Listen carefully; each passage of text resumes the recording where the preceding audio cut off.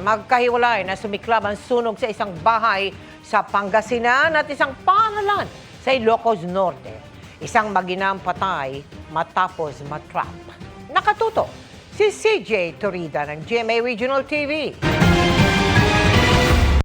Mabilis na natupok ang mga bahay na gawa sa light materials sa Zone 4, Barangay Carmen West, Rosales, Pangasinan kahapon. Tinatayang nasa 2.5 million pesos ang pinsala sa sunog nang matupok ang isang bahay at nadamay pa ang 4 na struktura.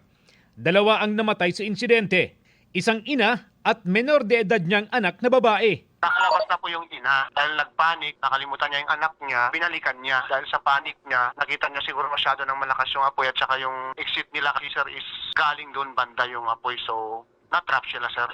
Nasugatan din ang isa pang matandang lalaki nang tangkain niyang iligtas ang 2 biktima. Inaalam pa ng BFP ang sanhi ng sunog na tumagal ng mahigit 2 oras. Nagkasunog din sa isang paaralan sa Lawag City.